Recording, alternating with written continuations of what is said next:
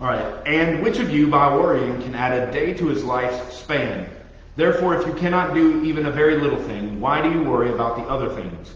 Consider the lilies, how they grow. They neither labor nor spin. But I tell you, not even Solomon in all of his... Sorry, I lost my place there. Not even Solomon in all of his glory clothed himself like one of these. Now if God so clothes the grass in the field, which is alive today and tomorrow is thrown into the furnace, how much more will he clothe you, you of little faith? And do not seek what you are to eat and what you are to drink, and do not keep worrying, for all these things are what the nations of the world eagerly seek. And your Father knows that you need these things, but seek his kingdom, and these things will be provided to you. Do not be afraid, little flock, because your Father has chosen to give you the kingdom. Sell your possessions and give to charity. Make yourselves money belts that do not wear out, an inexhaustible treasure in heaven, where no thief comes near, nor does a moth destroy. For where your heart is, or where your treasure is, there your heart will be also. Amen.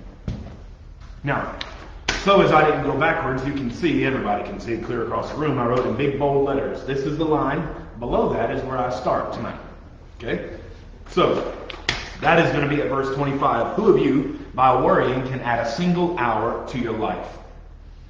Now, up to this point, I have talked about multiple different principles, two actually, and this is the third one for you guys who have notes and you're taking notes.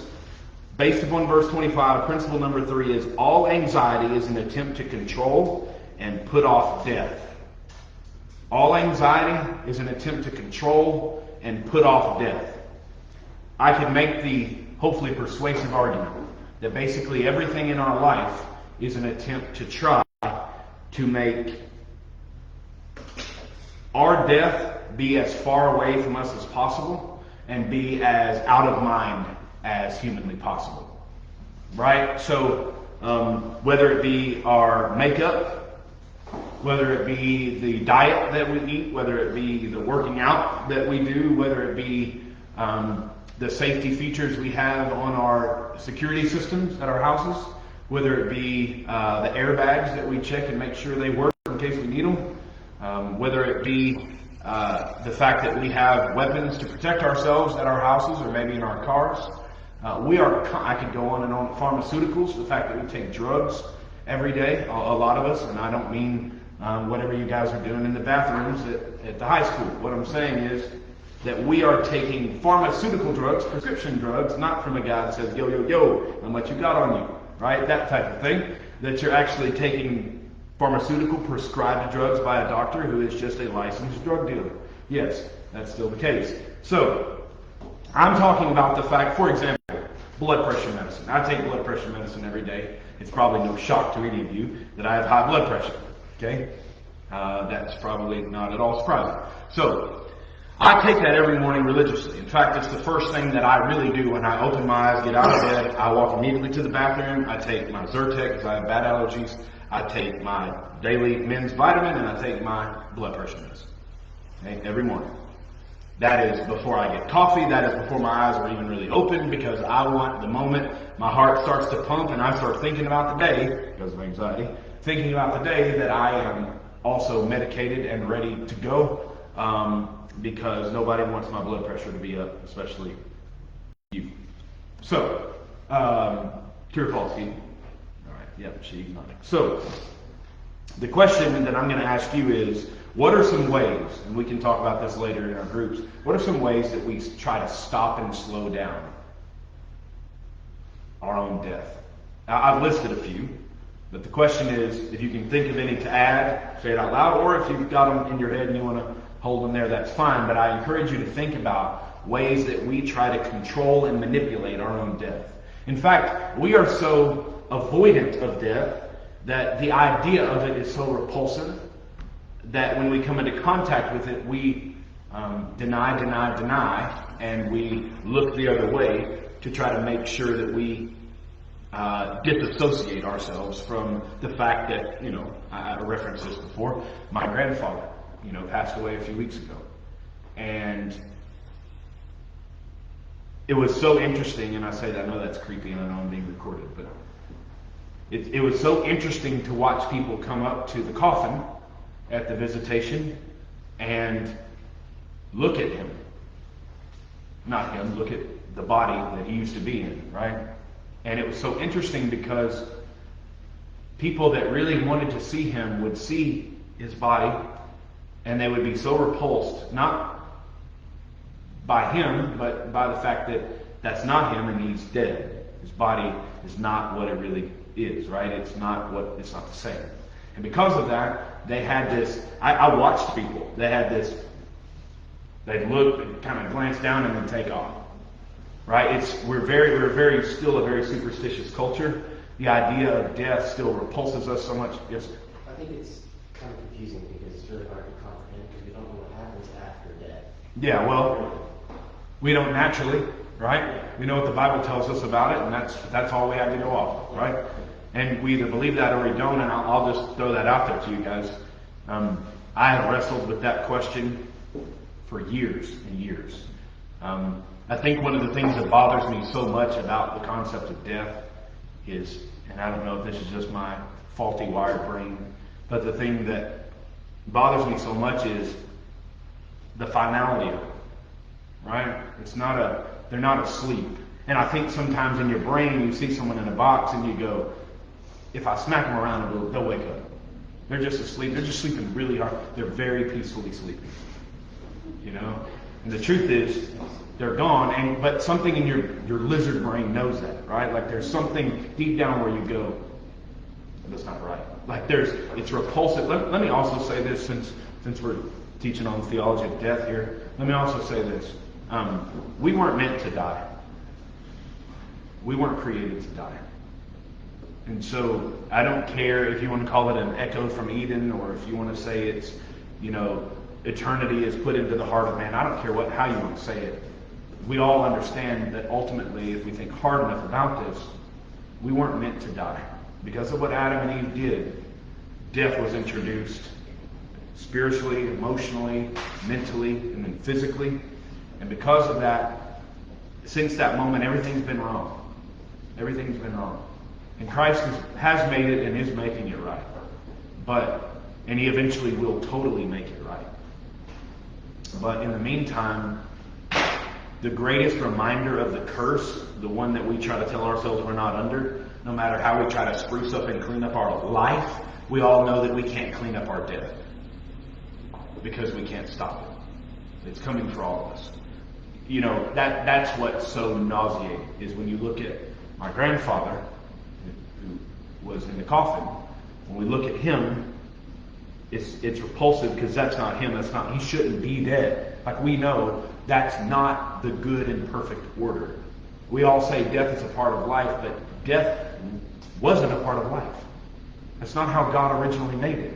Now, is he redeeming us through death? Absolutely. Absolutely. My grandfather, the moment he took his last breath here, he took his first breath with Christ. And I 100% believe that. But it doesn't change the fact that people shouldn't go in boxes in the ground. They just shouldn't. And we know it. It's not okay. It's not okay.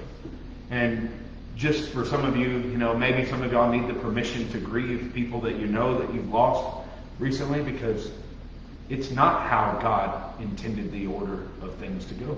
That's now, does he have an ordained plan for all? Of course he does. But it's not, he didn't create death. Right? We did. And in fact, well, you could argue Satan did, but in fact, we have every right to believe and every reason to believe that had we not sinned against God, that Adam and Eve would have continued to live indefinitely. They already lived 930 years before they did finally kick the bucket for the first time. Right? So there's that. All anxiety is an attempt to control and put off death. We are afraid to die, and because we are afraid to die, we act in all kind of ways. So worry is as foolish as thinking that by focusing on your height, you can make yourself grow any taller. Right? And I'm sure some of you guys, especially you gentlemen, at some point when you were real small, I got 8th graders that do this all the time. This summer I'm going to grow 4 inches. This summer I'm going to grow 6 inches. Partner, you probably ain't going to do nothing. It's either going to happen or it ain't going to happen, and you're not going to, charge yourself up enough to make it happen.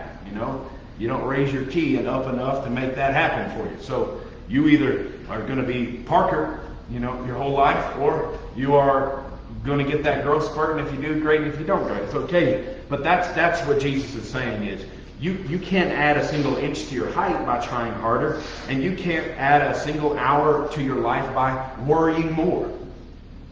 Now, I'm going to say something that might really unsettle you a little bit, but I hope it's in a good way. Okay? There's no such thing as dying prematurely. You don't die a premature death.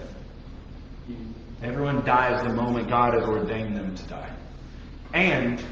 Listen, I can tell you from personal experience and observation, when it's your time to die, no amount of medical professional help is going to bring you back. And when it's not your time to be fully and finally dead, there's nothing they can do to keep you from staying alive. In other words, you're invincible until the moment God has ordained from eternity past for that to be your last moment. You're invincible. You're 10 foot tall and bulletproof. I'm not going to die 1 second earlier.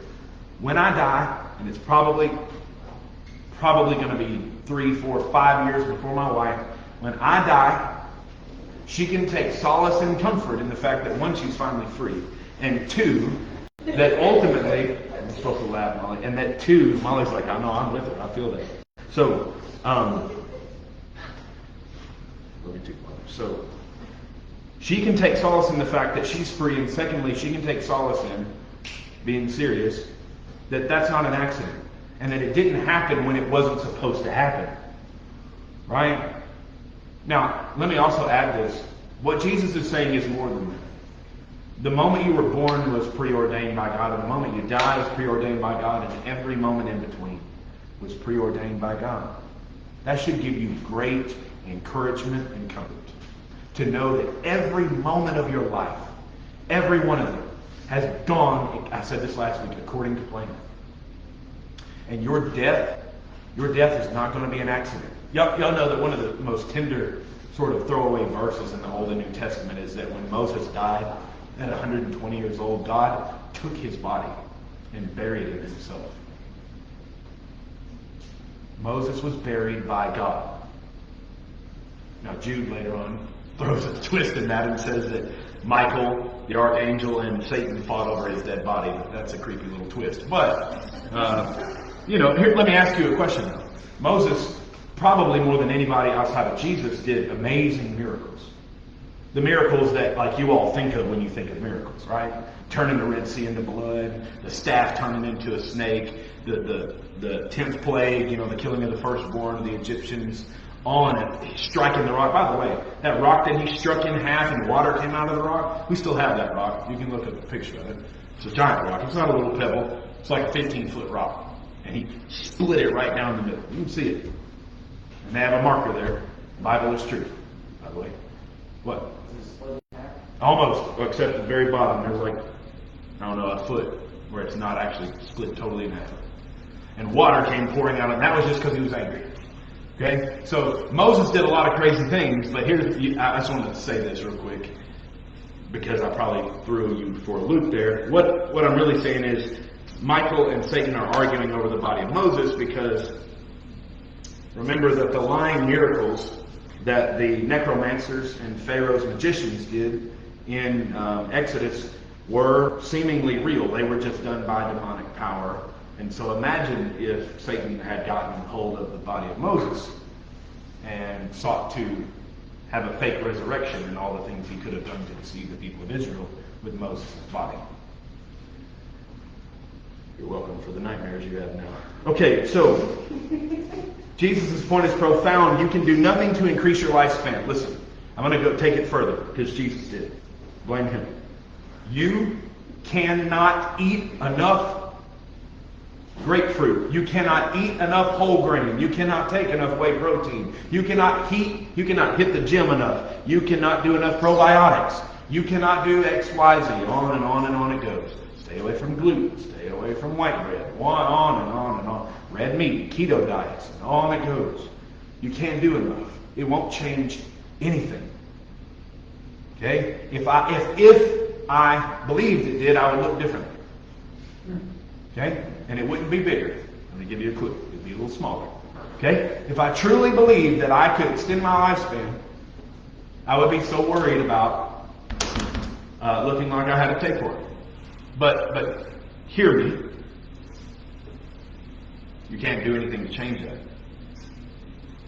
Like when the psalmist said that God has numbered our days, I believe he means that. I only have a certain number of days. And like the Hallmark cards and the cliche movie lines say, it's not about the length of your life. It's about the life that you have in the length of your days. It's about what you do with the time you have.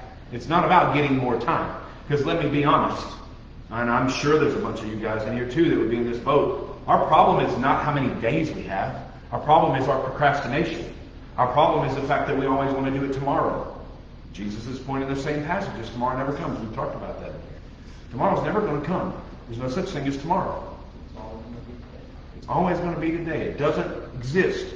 Therefore, it doesn't matter whether you have 10 days on this planet or whether you have 120 years on this planet.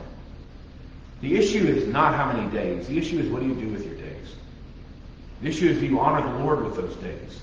Do you obey Him? Do you seek to obey Him above all things, above everything else? Jesus lived 33 years. Greatest life ever lived. Now, He was God, and you're not. But He lived as a man in obedience to His Father for 33 years. It's not how long you live. We all know old people who absolutely wasted their life. And we all know young people. I can tell you names of them who have made a personal impact on me, who burned out very quickly and made a huge difference. Less than 20 years old, less than 30 years old. Some of the people who made the most profound impact on me were people who had, and this one girl, her name was Emily, who had a debilitating, horrifically rare disease where her skin would fall off constantly. All the layers of her skin would fall off, and it eventually cost her all her fingers and all of her toes, and most of the skin on the outside of skin would literally pull off and start bleeding. She dealt with this from the time she was a baby. She died in her early 20s. She died more than a decade ago, and when I think about her, I think about a life she never complained. She was in constant agony. Constant agony. People prayed for her all the time, including people in my family. Laid hands on her, prayed for her all the time for her healing, and God chose not to heal her. But guess what? Her life was a life of total misery. She was one of the happiest people I've ever met in my life. She really was. She was. She made an impact on me as a young kid, and I thank the Lord that I got to be around her for the time that she had. She was probably not more than 22, 23 years old when she passed away of complications of her disease. And her mom was her nurse. She never got to live independently. She never got to have a husband. She never got to have kids. All the things that we think make our lives wonderful, she didn't do any of it. I can feel myself getting emotional. But what she did is she loved Jesus. Really loved Him. Not, oh, praise the Lord, I'm blessed and highly favored. She walked that out every moment of her life. I never once saw her down. Every time I saw her, and I had a long face, and it was Christmas, she couldn't open presents. She didn't have fingers. She couldn't go to the bathroom. She couldn't feed herself.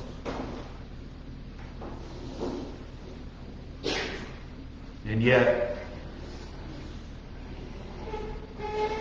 she would always ask how I was doing. And Hardy Memorial down here was the church she went to. That playground is dedicated to her. If you ever, have a reason to find yourself there, it's got her name on it. Because they dedicated it in her honor when she passed away. My point is, it's not about the time you have, ladies and gentlemen. God forbid, one of us could die before we meet again next week. But there is no such thing as a premature death, and there is no such thing as a tragic death, in the sense that the tragedy is from a human perspective, that we think they were gone too soon. But the fact of the matter is, that was always the day God had marked out for them to go, and that was the way He had marked out for them to go. And in His good and total sovereign providence, that's good to us as well, even though we grieve and we suffer. Yes, sir. I'm saying, what you said, people like the tragedy is that we think they died too soon. An example of someone that a lot of us thought died too soon, so did Micah. Yeah. Was it 2 years ago? Yeah, 2 years ago. When he passed away. It's a kid at our school, if you don't know. He was 13 years old. But in God's sovereign providence, He never did Micah wrong, and that was always His plan, no matter how we don't understand it. No amount of food, lack of water, too much water, improper clothing will shorten your life. No homeless person is going to die in the freezing weather of February around this planet outside of God's providence. They don't die alone either. And that's something else altogether separate. All worry is ultimately about avoiding death, and ultimately about what that means to us. The greatest threat to our life is death, which is the ending of our physical life. Right? And we are trying to put that off as long as we can. All philosophy, makeup products, poetry, stories, that's interesting. The arts are really just to memorialize the beauty of life, because we know it's short and it's going to end. All music, all poetry, all artwork, essays, all of it is just a tone to how beautiful life is, because it's going to end. Right? The short amount of something, or the short duration of something, is what gives something its rareness or its quality, right? So, for example, if I live forever, this is the whole vampire question, right? If I was going to live forever, it wouldn't make my days as important, right? Because I always got tomorrow. That's why God, let me just say that. That's why I believe God doesn't just save us and take us to heaven. It's because we have a great commission to fulfill here. And when we go to heaven, the steady state of eternity, no one's being saved up there. There's no great commission up there. Those people are already saved. Right? But He leaves us here because our days matter. They matter a lot. And they matter even more because I don't know how many of them I have. And they matter even more because I'm going to have a last day. Have you ever really come to grips with the fact that there's going to come a day, and you won't know it most likely that day. But when you wake up that day, it'll be the last time you ever wake up. And by the time the sun rises the next day, you won't be here ever again. Again, just saying it out loud makes people feel uncomfortable, because we lie to ourselves about death constantly. What are you, oh man, but a vapor in the wind, a drop in the bucket. Right? Man is of yesterday and will be gone tomorrow. The word of the Lord stands forever. You understand, can I just say something? You understand that these words God wrote, that had men write, these words were here before you got here, and they're going to be here after you're gone. I could argue, not as far as value, but I could argue as importance. These words are more important than whatever you do in 70 years and 10. These words are eternal. And they're true. And Jesus said, heaven and earth may pass away, but my words will never pass away. You're going to pass away. I'm going to pass away. But this book hasn't, nor will it pass away. I suggest that you spend time reading things that are eternal and believing things that are eternal. Because guess what? He wrote it. He's eternal. I'm not saying we're going to be reading Bibles up there in heaven, but I don't think it would surprise me. Right? I don't know. Could be totally wrong. But we have the Lord here now. We just don't see him face to face as one friend sees another. So we can't say, well, it's good enough just to have the Lord. He still gave us his word. And he expects us to read it and believe it. Right? So it turns out that all of life is a sexually transmitted and fatal disease. I'll say that again. It turns out that all of life, that life itself is a sexually transmitted and fatal disease. And every one of us got bit by it. The thing about being alive is, I said this in science before, everything that has a beginning also has an ending. Everything. If the universe had a beginning, it's going to have an ending. If God had no beginning, he doesn't have to have an ending. But you, my friend, and myself, we certainly have beginnings. And one day, they're going to carve that beginning date into a tombstone. And then they're going to carve that ending date, whenever that is, and I hope that's a long, long time from now. But they're going to carve that in a tombstone. Ever since the garden, we have been anxious because things are not right with God, they're not right with each other, and they're not right with the world. Point is, all human activities are an effort to control our ultimate foe, death, and the punishment that comes after it for those who don't believe. People who don't know Christ view this world as the only one that there is, but that could be nothing further from the truth. Right? You ever thought about that? Like, why would you, even if atheism is true, why would you want to even convert anyone to it? Congrats. I mean, we have different colored pills. We call them that now. Let me test the waters here. So, you've heard of being red pilled before? Yes? No? Okay, anybody like to define that for me? Okay. Well, does anybody know where the reference comes from? The Matrix. Thank you. Thank you, Michael. So, the Matrix, right? The red pill is the idea that I want to know reality no matter what it is that comes with that knowledge, right? I want to believe what is true. Unplug me from the Matrix. I want to know what is true and deal with whatever's there. Here's the problem. So many of our people today, especially you guys, your generation, are black pilled. That's what I call it. The poisonous pill, the black pill. You've taken a toxin into your soul. Atheism, for example, is a black pill.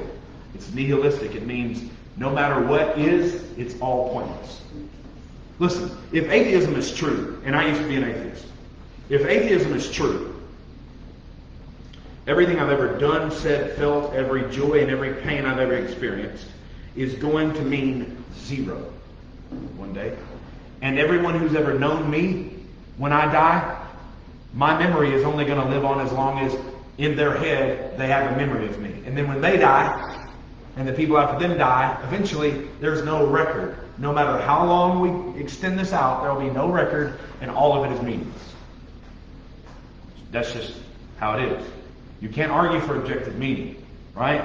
So the grave is the ultimate enemy. Why do you think, by the way, I don't know if you keep up with science, but obviously I do. So I don't know if you guys know this, but the whole idea of genetic engineering, CRISPR-Cas9, things like that, is to extend the human lifespan through augmentation of the genome so that we can live forever. Right? There are scientists within the past 20 years who have said, futurists, that have said, hey, we believe very strongly that there are kids being born now that may live to be 500 years old. Because of the advancements and because of how young they are, we are already using 3D printers to grow human organs, your own organs, so that we 3D print them and be able to replace one as it gives out. You got a bad liver because you drank too much, boss? We'll just pop a new one in you. And not just give you another one. You ain't going to be on a transfer list. You just going to get a new one because we grew it and it took us about 3 weeks. A fifth of the cost. Alright, so we just replace parts like a car engine, where I just take out the carburetor because it goes bad and I just put in a new one. I just take your lungs out and give you a new set. Oh, and by the way, they're yours, so we don't have to worry about your body rejecting them. It's called transhumanism. And it's the trends you should be worried about. It's a big deal. Yes? Yeah. Good job. Nailed it. Nailed it. Right? Well, so here's the thing. What are we trying to do now? This is not on anything that I ever wrote. Okay? But we're trying to reverse the curse. We're trying to reverse the curse physically, genetically, from a human perspective. Instead of coming to Christ and letting Him reverse the curse spiritually, and then reversing it when He comes back and makes all things right. Instead of having faith in God, we say, no, we'll have faith in our own ability. Did God really say? Nah, doesn't matter. We'll fix it ourselves. Who do you think's behind that, by the way? And I don't want to be one of these people, but golly, who do you think's behind that? Yeah, that guy. Right? I mean, that should be fairly obvious. The idea that you can live forever. You know what? If you just unlock these secrets, you'll be like God, knowing good from evil. If you just unlock these secrets, then you can live. You don't need Him. Who needs to go to heaven? You don't ever need to die. You know that thing, that pesky old death thing? That's a thing of the past. No more. The tree of life. We've got it right now, right here. We've got it in a test tube. We're all worried about chips in our right hands and our foreheads and whatever Kirk Cameron said in all those movies. We're all worried about all that. Then that's great, man. That's it's not, but that's great. I just think you should pay attention. And by the way, we don't interpret the Bible based upon what the newspaper says. I just want to add that. The newspaper doesn't get to tell me how I interpret the Bible. Okay? It's called newspaper exegesis, and it's bad. Don't do it. We read the Bible and interpret it as it was written. We don't turn on the 700 Club to see what we're supposed to believe. Okay? So, Pat Robertson, buzz off. Roberts. So, you know the whole thing about how like the sun's gonna like explode and all that? Yeah, I told you that. Yep. Yeah. So, what are we gonna do then? If we can somehow live forever, what are we gonna do then? We're not going to live forever, first of all. And we are, but it's not going to be here. And except that it is a new heavens and a new earth. But we don't have to worry about that. Even according to the secular model, we got 5 billion years. Right? According to the Big Bang model, we have roughly 5 billion years for our sun. Right? I'm just giving you the party line. So, people who don't know Christ view this world as the only one. We are not like the world, and we do not live like those whose best life is now. Say it again. Hold on. This is my Bible. I believe what it says. I am what it says I am. I am victorious. Yeah. And by the way, all that's true, except they just don't use the Bible. Somebody have their hand up? All right, Michael? I was just going to say living forever with Palestine. Exactly. Ask Miss Edwards tomorrow. Like, think about that, right? So the idea is, I even got my little giggle on that one. So the idea is, if I live forever, especially with a cursed soul, right? Fallen flesh, like, and I'm not talking about, your body. Let's say we fixed all that, right?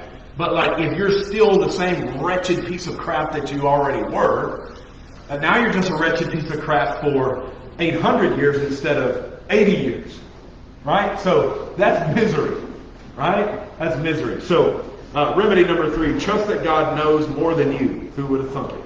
Trust that God knows more than you, cares more about you, and sees perfectly around corners for you. That's a big one. That God sees around corners for you. And He has a better plan than you. By the way, some of y'all need to stop and really realize this, that God loves you more than you love you. Which is a lot, by the way. Because we're pretty self-absorbed. Right? Like, nobody loves you like you. Except Him. And He loves you a lot more than you love you. Which means that He's also taking better care of you than you. Right? He's taking better care of you than you. Verse 26, since you cannot do this very little thing, why do you worry about the rest? In other words, Jesus is saying you can't even add an inch to your height. You can't add an hour to your life. Why are you worried about all the other stuff? You can't even do little stuff. What about the big stuff? Some of you guys need to hear that like deep in your soul. You need to hear the words of the Master himself, the God who became man. And you need to hear him say to you tonight, you can't control even the littlest things in your life. Stop worrying about the big ones. I got those too.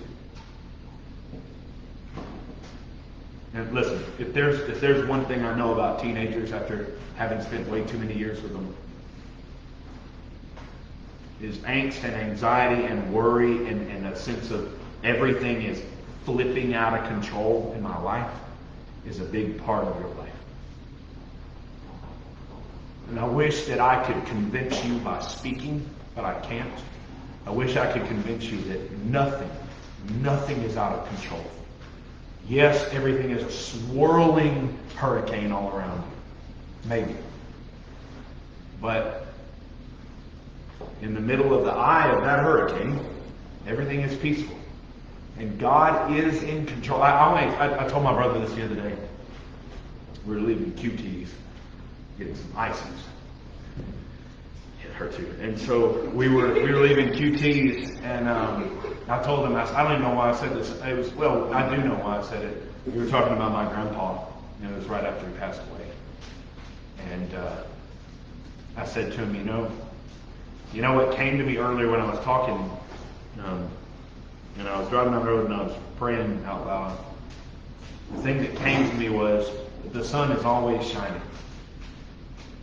But most of the time there's just something in our way from seeing it, like clouds. But the sun is always exactly where it needs to be. And that's the S-U-N, but so is the S-O-N.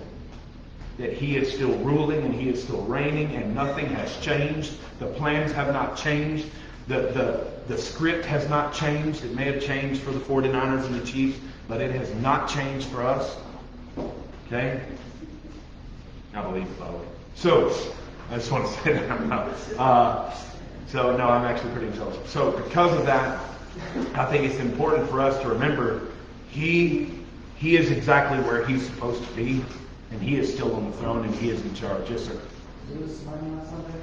No, I don't do that. I'm too poor. Okay, so point number 4, anxiety accomplishes nothing. You are not in control.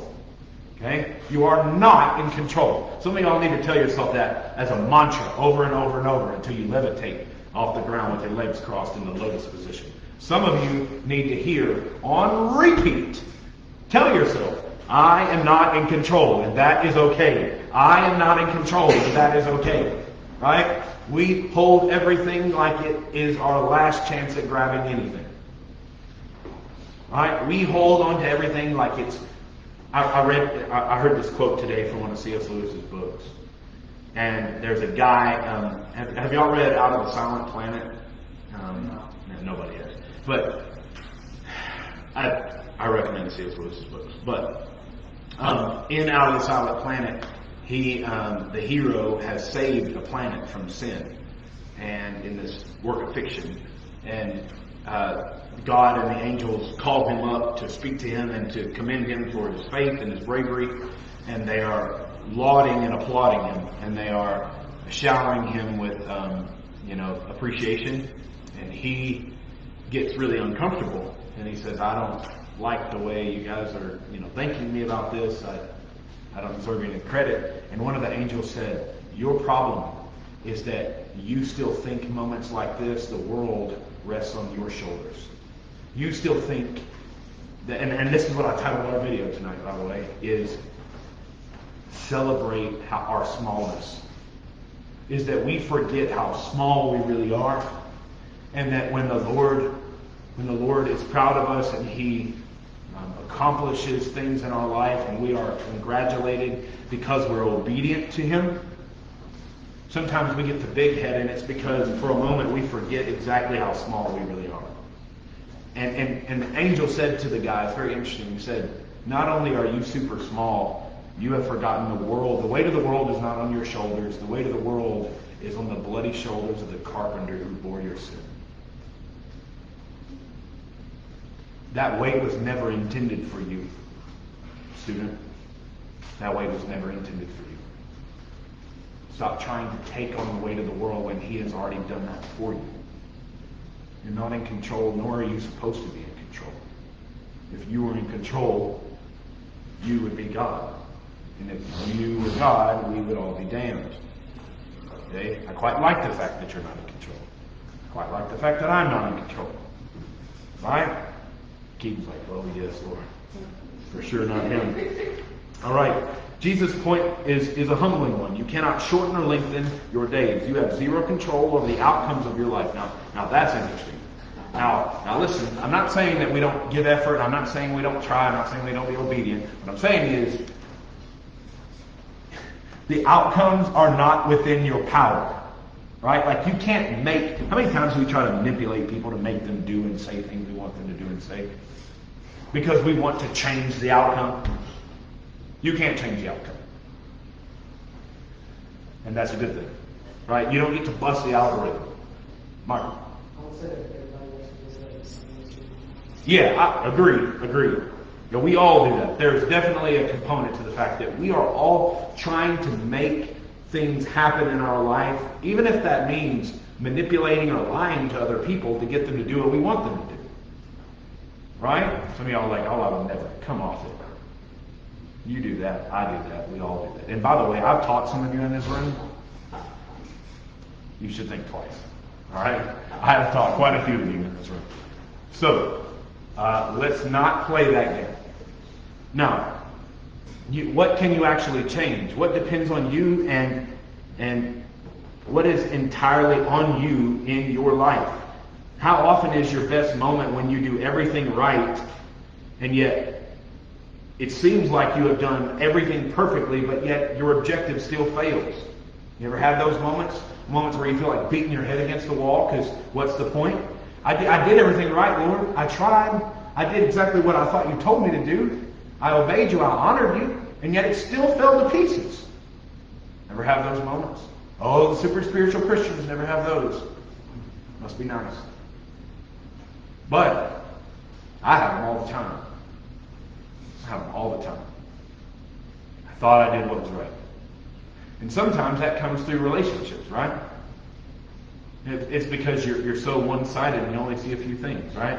Keaton's all the time telling me, yeah, Taylor, you might have done that for this reason, and you might have done that, when what you thought was good, but the outcome was not good, and you misinterpreted that, right? And she's right sometimes, right? So, do you control the weather? Like, here's some questions. Do you control the weather? Do you control your own emotions? Again, I've taught you. Answer carefully. Do you control your own emotions? No. Most of you are terrible at that, and so am I. Your dreams at night, do you control those? No? Sorry, she's got a gas leak. Your words, how many of you guys control your words very well? Looking at you. Me. That's a good one. How many of you guys control your words very well? Some of y'all are like, I don't talk, so I control my words. Homie, what I mean is, when you do speak, do you control, with perfect control, your words? Or do you say things you ought not to say? Again, I know you, some of you very well. Okay? You do say things you ought not to say. And some of us turn into that little red bird in that movie. Okay, when we get mad. And some of us have these responses. Uh-oh, I got another one. So,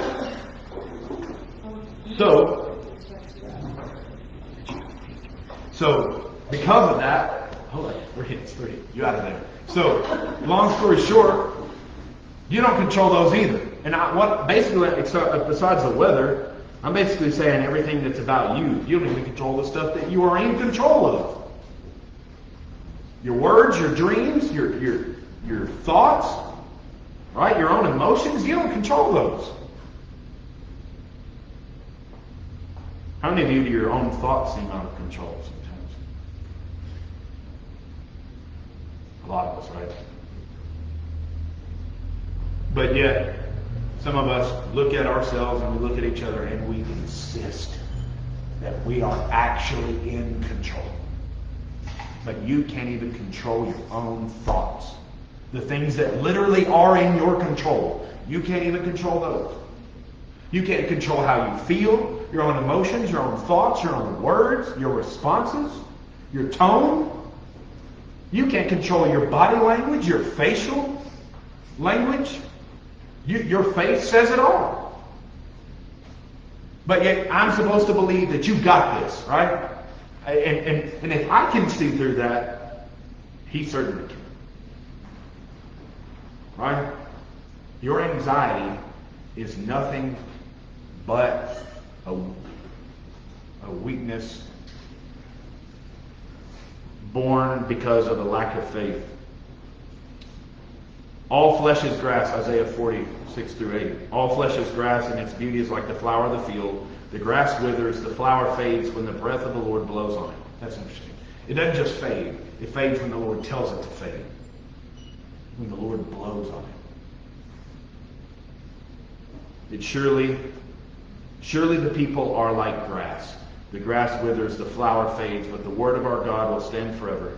Proverbs 21, verse 1 and 2. The king's heart is in the hand of the Lord. The king's heart is in the hand of the Lord, as the rivers of water. He turneth it whichever way he will. Every way of a man is right in his own eyes, but the Lord ponders the heart. Now, I just want to point out there, Proverbs 21, verse 1 says, the heart of the king is in the hand of the Lord, and that he turns it whichever way he wills. Meaning, you don't control your heart, but someone else does. And by the way, it's the same person who controls all things. Nothing is by chance. Nothing. Nothing in this universe is random. Nothing happens coincidentally. There are not divine appointments. Every moment is a divine moment because he is in every moment in a million ways. I think the concept of divine appointments is great. I just think it's not far enough. I think every moment is a divine moment because he's right in the middle of every choice all of us are making right now. Jesus is saying that you are not actually changing outcomes of the smallest things in your life that are inconsequential. You can't change the big things or the little things. The sun did not rise and set with what you do and say today. Now, I know mommy says I'm special, and mommy says I'm important, and mommy says I'm smart. I get all that. But please hear me, the Bible has a different verdict. And it's good news. Because, listen, if we exalt the creature rather than the Creator, who is forever praised, amen, if we exalt the creature rather than the Creator, then we're in trouble. If we start to put our hope in me and you, well, we suck. Right? I've said that over and over since I came here 2 years ago. We suck. We're not the heroes of this story. Thank God, because we're all anti-heroes at best, and most of us are villains. Right? Wrong? I'm sorry, this is not positive self-help, but please hear me when I say the good news is the sun didn't rise and set with you. You know, if you've ever read the book of Job, I know it's super emo, I get that, but hear me when I say the last 4 chapters of Job are so beautiful because they're God just sarcastically backhanding Job with 1,000 questions. Where were you when I laid the foundations of the earth? Where were you, oh Job? Oh, speak if you know. You know, like it is the most metal thing ever, right? You read that, you're like, yeah, rock on. So here's the thing. Here's the thing. I wanted to, yeah, I know. That's all that matters. So here's my point is, self-esteem is literally plummeting. So here's my point. Here's the good news, right? Is if I for 1 second think that the sun rose and set with me today, then we're all in trouble.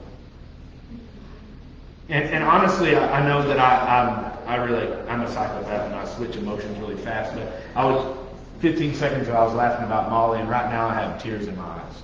And the reason is because when I read the book of Job, the answer is a resounding no to all of those questions. And we all know it. But the answer is yes, that God was there. And yes, he did all of those things. And yes, he knows the answer. And yes, he is in charge. And that he not 1 second earlier than it was supposed to, told the sun to rise across the horizon this morning. The sun that he made out of the breath of his mouth. That same sun, he says, get up. And that same sun tonight, he said, go down. And he's going to say in the morning, get up again if he so chooses. And he's going to tell you to get up. The moment that you open your eyes in the morning is the moment he wakes you up. Not your alarm clock. And if you don't believe me, how many times you hit the snooze button this morning? I've hit it like 5 times this morning. Okay, it's a rough morning. All right? Now, my point is, he beats your heart. He fires the synapses in your brain. He allows for blood not to clot in your body every second of the day so you don't have a massive stroke. And by the way, that does happen to kids your age. Don't think for 1 second that calamity doesn't strike you because you're young and you just had a bar mitzvah. That doesn't count.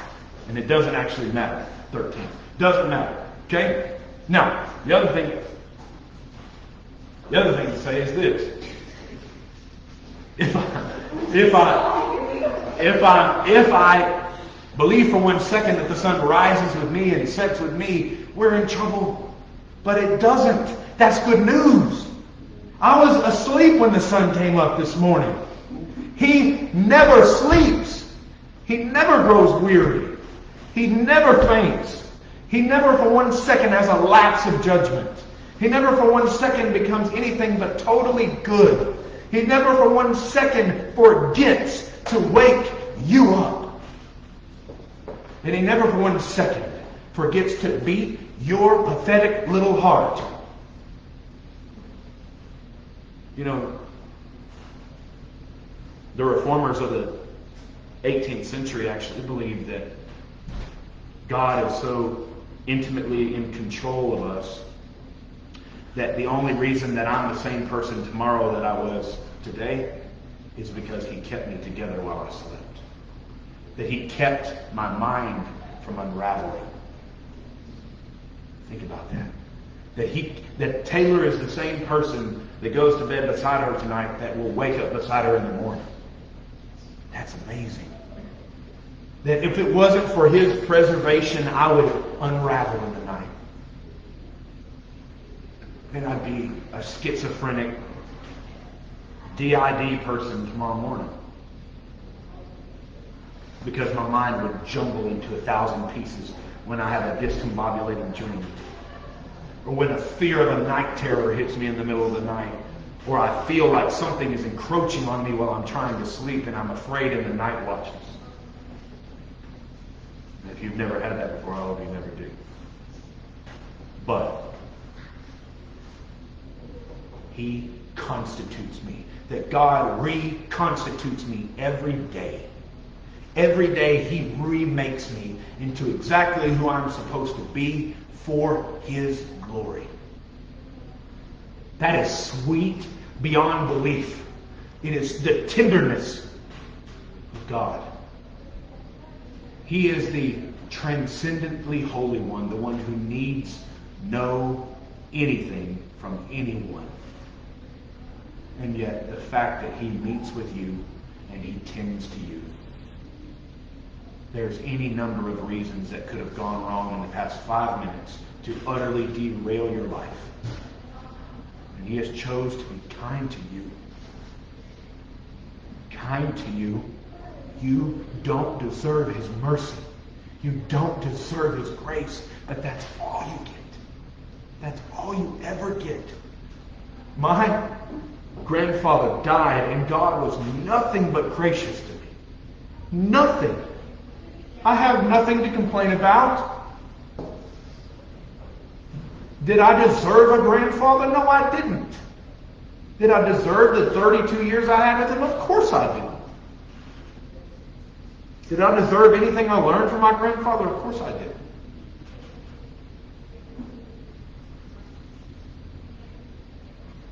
Anxiety is so nasty simply because it forces you to try to be your own God.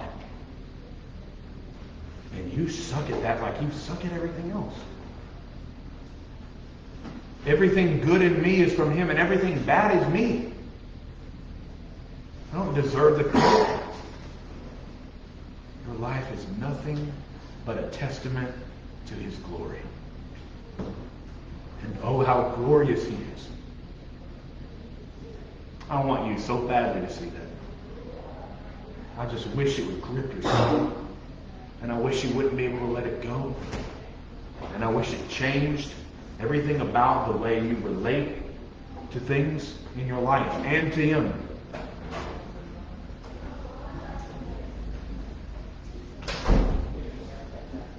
We'll skip a small bit. Let me come to a stop with remedy number 4.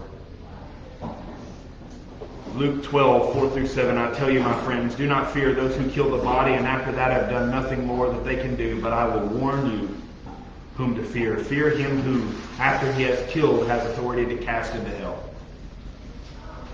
Don't worry about who can kill your body. Worry about the one who, after that, throws you into judgment.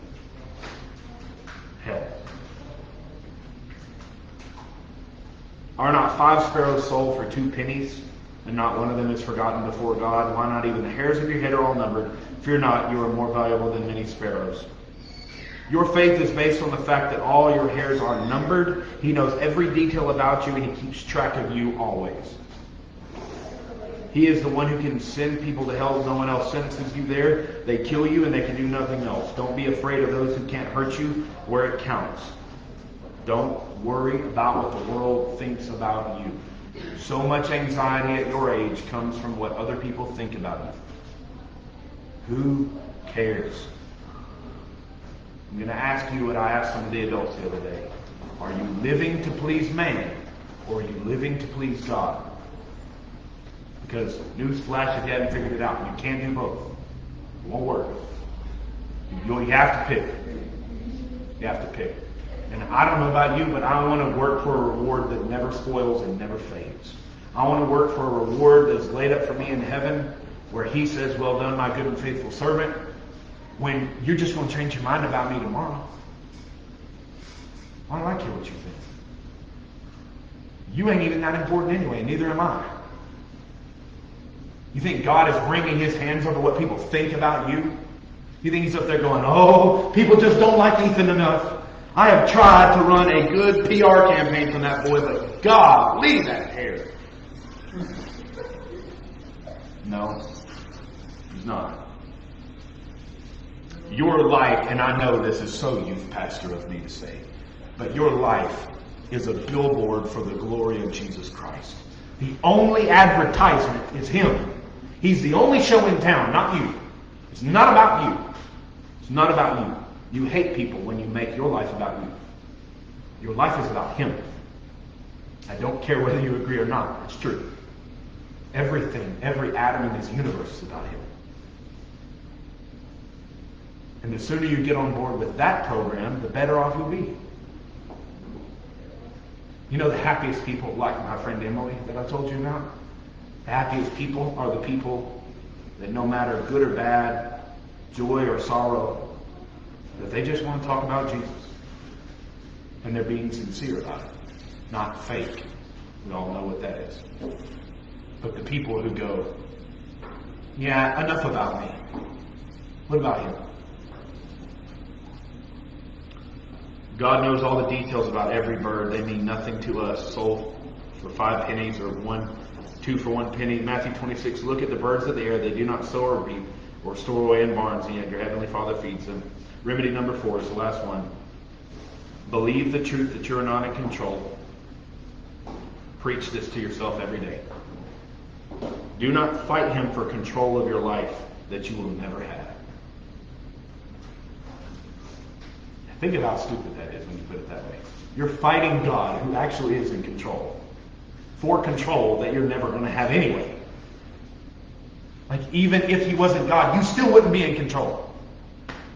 Like, even if He wasn't who He is, you've got no leg to stand on.